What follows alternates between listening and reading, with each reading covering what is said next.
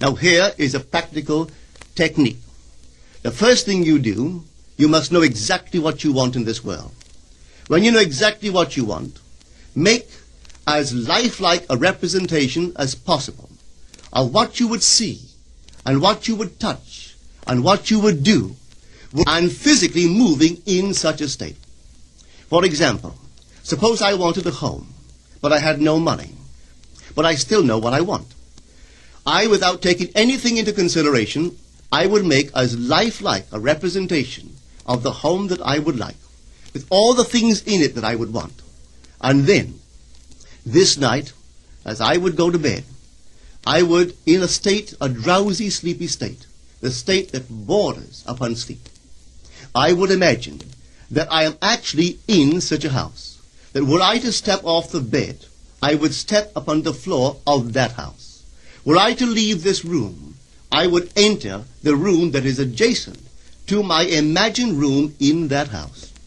And while I am touching the furniture and feeling it to be solidly real, and while I am moving from one room to the other in my imaginary house, I would go sound asleep in that state. And I know that in a way I could not consciously devise, I would realize my house. I have seen it work time and time again. If I wanted promotion in my business, I would ask myself what additional responsibilities would be mine were I to be given this great promotion. What would I do? What would I say?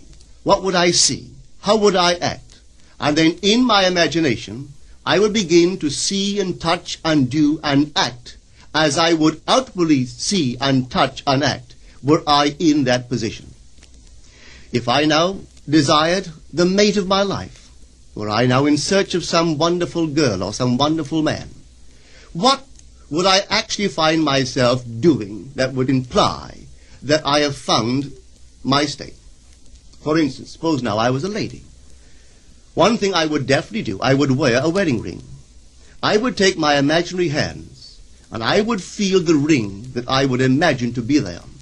And I would keep on feeling it until it seemed to me to be solidly real. I would give it all the sensory vividness I am capable of giving anything. And while I am feeling my imaginary ring, which implies I am married, I would sleep. This story is told us in the Song of Songs, or the Song of Solomon. It is said, "At night on my bed, I sought him whom my soul loveth. I found him whom my soul loveth, and I would not let him go, until I brought him into my mother's house, right into the chamber of her that conceived me." If I would take that beautiful poem and put it into modern English, into practical language, it would be this. While sitting in my chair, I would feel myself right into the situation of my fulfilled desire. And having felt myself into that state, I would not let it go. I would keep that mood alive, and in that mood I would sleep. That is, taking it right into my mother's chamber, into the chamber of her that conceived me. You know, people are totally unaware of this fantastic power of the imagination. But when man begins to discover this power within him, he never plays the part that he formerly played. He doesn't turn back and become just the reflective life. From here on in, he is the affecter of life. The secret of it is to center your imagination in the feeling of the wish fulfilled and remain therein. For in our capacity to live in the feeling of the wish fulfilled lies our capacity to live the more abundant life. Most of us are afraid to imagine ourselves as important and noble individuals, secure in our contribution to the world, just because at the very moment that we start our assumption, reason and our senses deny the truth of our assumption. We seem to be in the grip of an unconscious urge which makes us cling desperately to the world of familiar things and resist all that threatens to tear us away from our familiar and seemingly safe moorings. But I appeal to you to try it. If you try it, you will discover this great wisdom of the ancients, for they told it to us in their own strange, wonderful, symbolical form. But unfortunately, you and I misinterpreted their stories and took it for history when they intended it as instruction to simply achieve our every objective. You see, imagination puts us inwardly in touch with a world of states. These states are existent, they are present now, but they are mere possibilities while we think of them. But they become overpoweringly real when we think from them and dwell in them. You know, there's a wide difference between thinking of what you want in this world and thinking from what you want. Let me tell you, when I first heard of the strange and wonderful power of the imagination, it was in 1933 in New York City. An old friend of mine taught it to me. He turned to the 14th of John, and this is what he read. In my Father's house are many mansions. If it were not so, I would have told you. I go to prepare a place for you. And if I go and prepare a place for you, I will come again and receive you unto myself, that where I am, there ye may be also. He explained to me that this central character of the Gospels was human imagination. That mansion was not a place in some heavenly house, but simply my desire.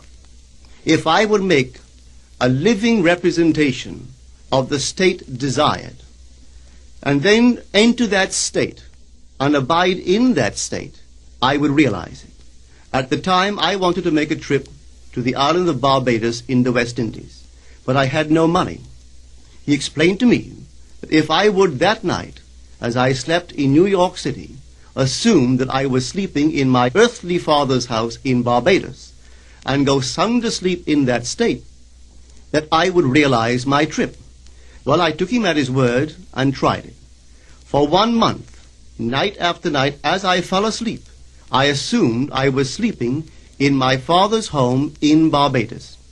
At the end of my month, an invitation from my family came, inviting me to spend the winter in Barbados.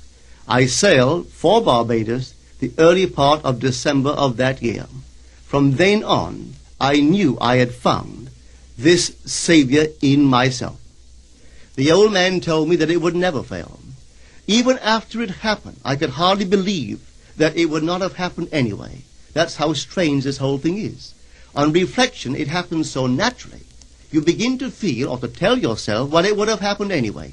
And you quickly recover from this wonderful experience of yours. It never failed me if I would give the mood, the imagined mood, sensory vividness.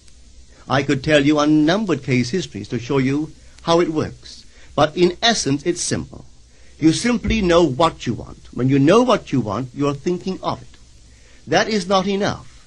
You must now begin to think from it. Well, how could I think from it? I am sitting here, and I desire to be elsewhere.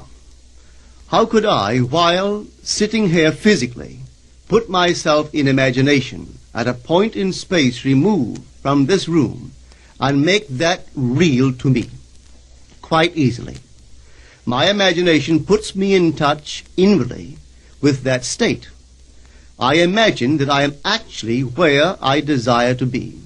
Now, can I tell that I am there? There is only one way to prove that I am there.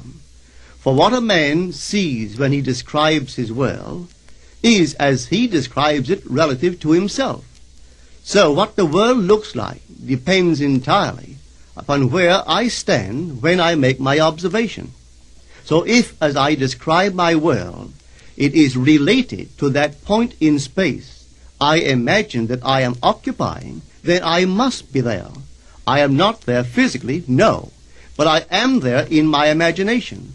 And my imagination is my real self. And where I go in imagination and make it real, there I shall go in the flesh also. When in that state I fall asleep, it is done. I have never seen it fail. So this is the simple technique on how to use your imagination to realize your every objective.